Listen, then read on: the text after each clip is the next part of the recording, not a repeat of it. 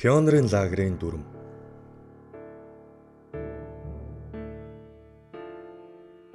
2018 оны 4-р сарын 12.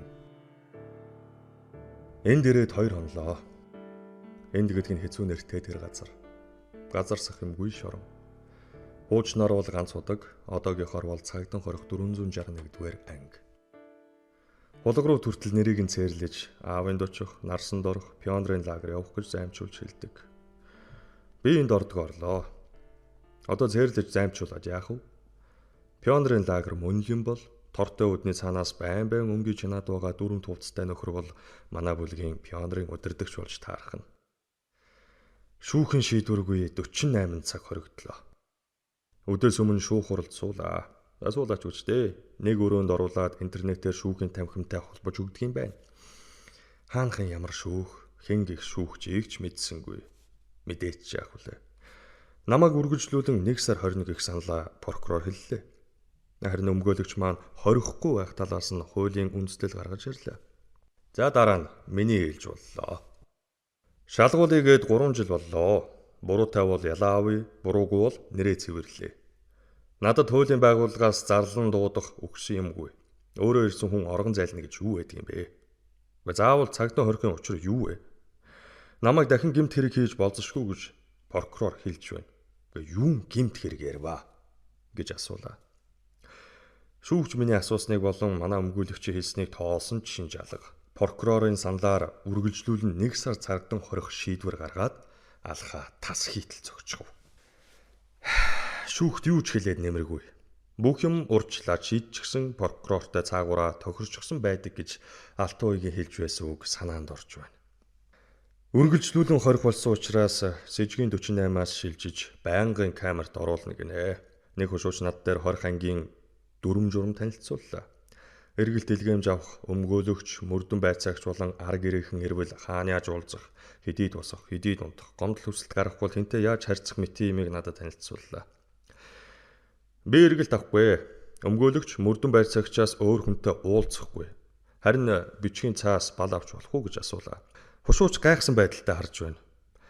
Бичгийн болон жорлонгийн цаас, шүдний савн, савлсан ус, ундаа зэргийг манай дэлгүүрээс захиж авч болно. Авч болох юмсын жагсаалт нь энэ байна. Гэхдээ та өмгөөлөгчөөрөө дамжуулж эхлээд данс нээлгэх ёстой. Тэндээс чинь суудахад явна гэж байна. Данс нээлгэй. Гэхдээ надад яг одоо бичгийн хитэн цаас бал хэрэгтэй байна. Арга байна уу хушуучаа гэлээ. Хушууч юм хэлсэнгүү гараад явчихлаа.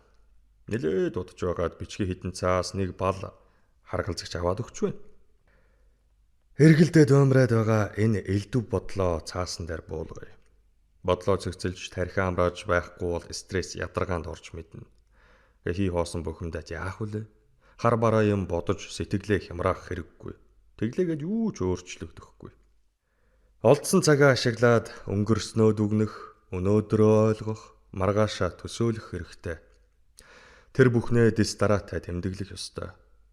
Өөрийгөө сатааруулан цаг нөхцөх хэрэгтэй. Энд өөр юу ч хийвлээ дээ. Зүгээр суухаар зүлгэж сууж, үзэг цаас нийлүүлүүгээ харин удажээ. Сүүлийн 20 жил компьютер тоншсоор бичих дадал маань бараг үгүй шахуу болж.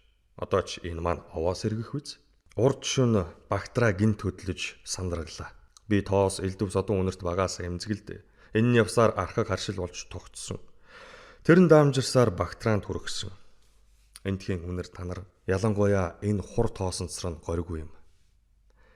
Эмгэг хуучтай нь бүхэл эрүүл чирэг нь багтарч мэдэх газар байна. Жижүүрөө юм чинь харин юм үдсэн хашир толгой таарсан шүү. Хоолоороо винталын цацаж шахаад амьсгалын аппарат залгаагүй бол хэцүүдэх байж.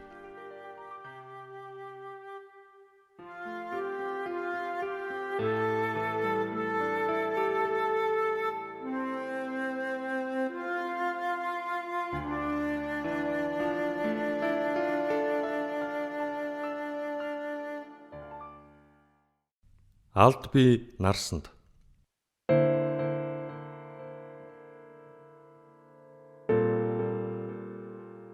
(2018 оны 4-р сарын 13).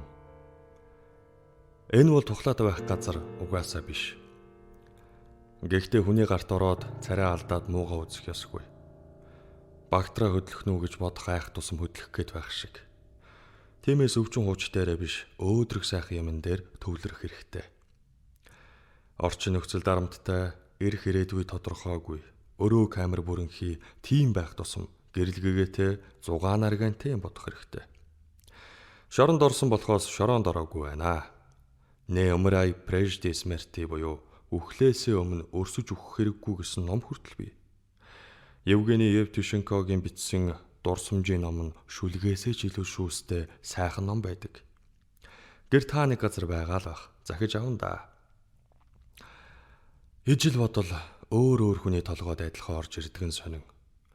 Оюутан байхдаа хөдөө загасчилж яваад хинтийн бат ширээтэд нэг айлд буулаа. Гэрээ эзэнгээд нэг өгзөр бороо төгшин байна. Тэрэнд тал засаад хотоос аваад гарсан шил юмаа задлаад хэсэг суулаа. Тэгтэл тэр өвгөн яриан дундаа хүн гэж амтан жаргах гэж биш, зовох гэж төрдгөө мэддэггүй. Мэдлээгээд би үхээгүй байхад сэтгэлээр үхэж болохгүй гэж хэлж байсан санагддаг. Тэр өвгөн Евтушенкогийн номыг уншаагүй нь лавтай. Тэр ном нь ч гараагүй байсан. Евтушенко түүнтэй уулзаж байгаагүй. Өөр газар, өөрийн замаар явж байгаа хоёр өөр өвгнийг адилхан дүгнэлтэд хүргэдэг хорвоо юм байж тээ. Өчигдөр Юрий Гагарин сансарт ниссэн өдөр байсан. Мөн багын найз инх жаргалын маань төрсөн өдөр. Хэдэн найз нар маань покер дэж тэмдэглээд миний тухай ярьсаар байгаа таарсан биз. 5 хоногийн өмнө бид инх батын маань ээж Жавзаа хчийг эцсийн замд нь гаргаж өгсөн юм. Бурхан болоочийн унтлахын өрөөнд нь миний батяар олноороо хадаастай байсан гэж инх бат ярахт нь би уйрав. Ааваа алдсан цагаас л найзын маань аав ээж хоёр намайг төрсөн хүү мэд харж халамжилдаг байлаа. Талигчийн будаалга дээр багын хідэн найзтайгаа уулзаж галсан жаргад бит хоёр жоохон хэтрүүлж балгаснаас болж долгионд загнуулваа.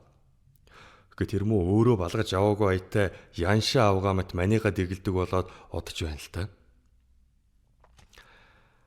Эгэлж ирийн ийм юм санаанд орж ирэн сэтгэл дэвтэж байгаа нь сайн. Алд би нарсанд атгах санаа наранд гэсэн бичээс харагдана. Өмхий суул туурын харалдаа ханан дээр хэн нэгэн хоригдол хизээч юм харандаагаар бичиж үлдээжээ. Бодоод байх нь энэ бичээс амьдралын хар буруу нэг өгүүлнэ. Махан би шоронд орсон ч ухаан бодол хорвоо ертөнцөөр чөлөөтэй сэлгүүцэх ёстой.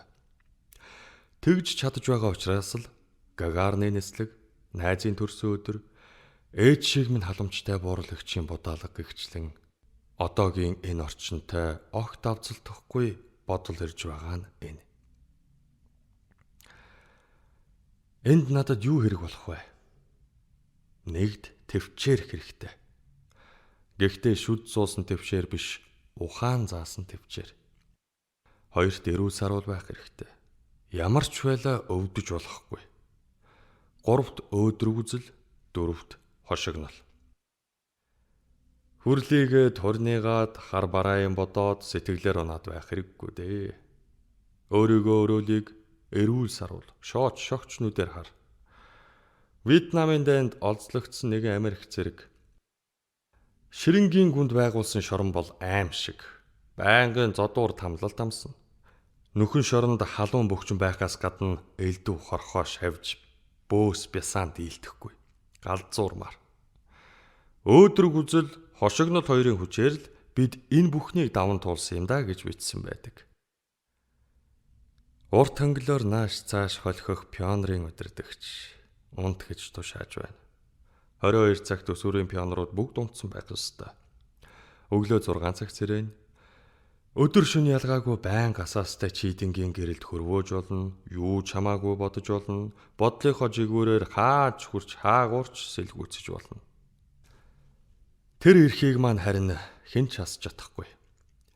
Гэрээс ном дэвтэр солих хувцас захиж авч болно гэсэн өмсөх гангара унших номын жагсаалтаа гаргая байц.